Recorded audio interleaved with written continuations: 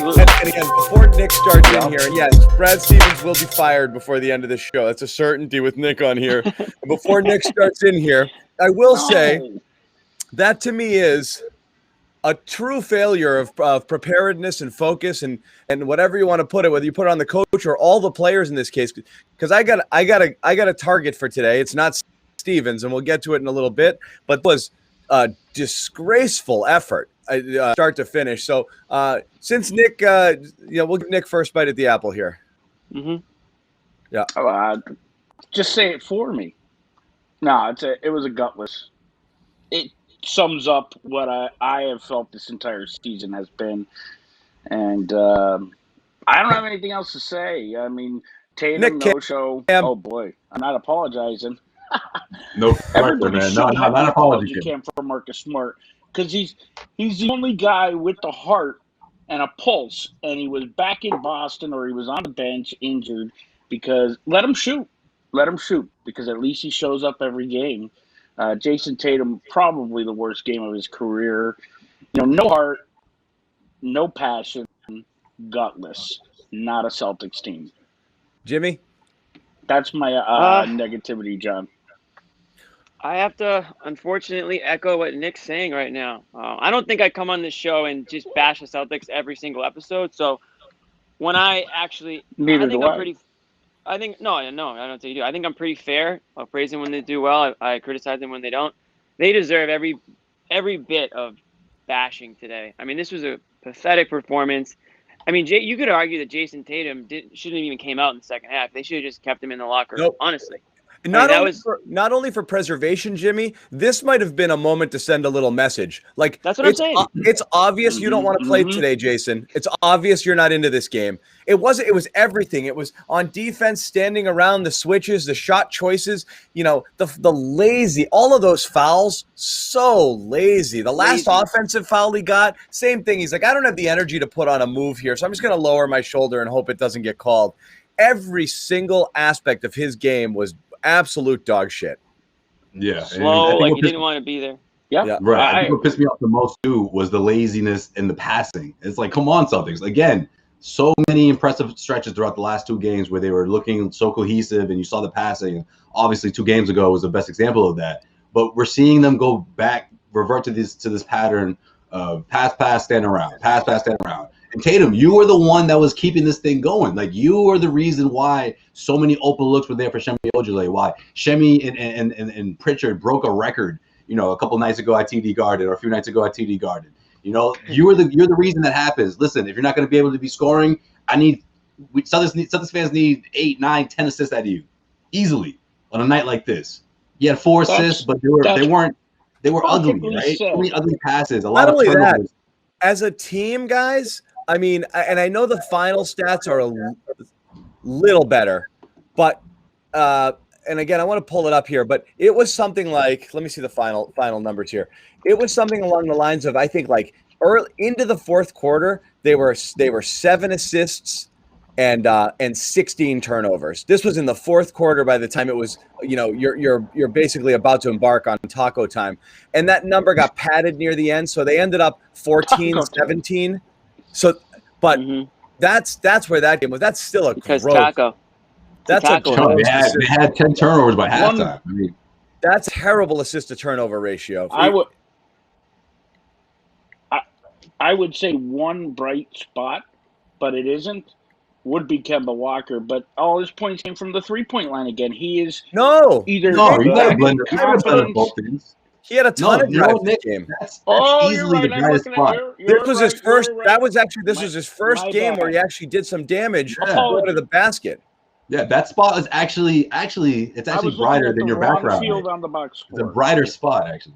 Yeah, I mean, he was again. I was going to jokingly put the 2-point field goal percentage in again tonight, just for you guys to see it. But 9 of 18, but 4 of 7 from 3. But that means he made 5 buckets in close, which isn't bad considering he hadn't been doing that. His blocked shot rate was just through the roof. Well, who sent the stat around the other day where it like historic levels of the amount of shots he's having being blocked? That was something going around on Twitter. Yeah, he's being blocked. Yeah, like, it wasn't one of us, but it was something twice on Had to in be Twitter. a like time or Bobby, something. but listen, I take that back. I was looking at the wrong field. Kemba was the lone bright spot tonight, and hopefully they can build off that. And as far as Josue goes, he said it perfectly. Jayson Tatum will not be a superstar until he figures out how to do other things when he can't score. He can't. I I have no knowledge of this, but it almost looked like were all crying in a fight before the game. They all were moping around. The body language was terrible. Jayson So, Tatum, you got to dole out assists and grab rebounds if you so Yeah, can't that's a good score. point, guys. I don't Is know if this you guys. are we going to continue to say it's just because they're playing early, these matinee starts, or is there something to it here? You know, to what Nick's saying. Oh, come on. Well, this is the thing. Is like before the game, Brad Stevens spoke to reporters, and I just was looking at his quotes on Twitter, and he said something about how their internal body clock is way off or it's out of whack and all that stuff. It's almost like he knew going into this game that they were going to put it together a shit effort today.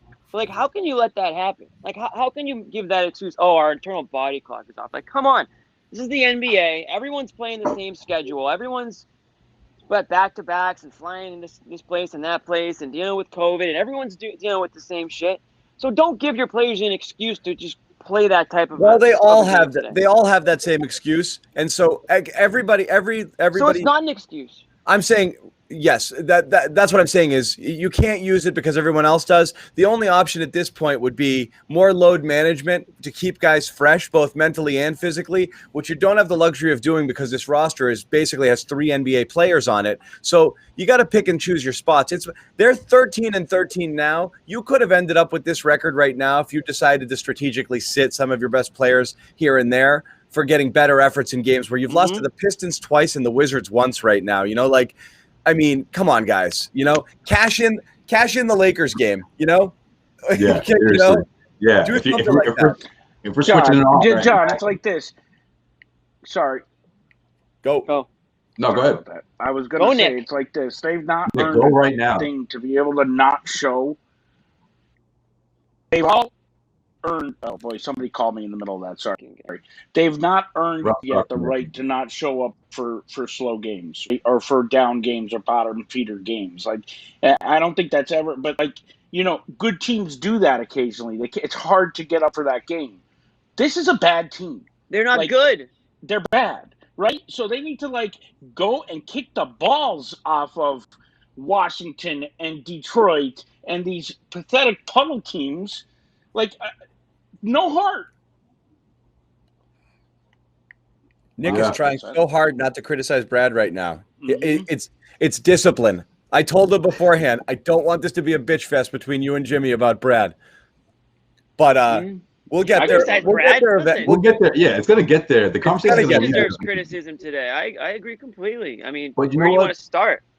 Yeah, right. I mean, again, I think I did start it off. I mean, I think he set the stage for a shitty performance this afternoon.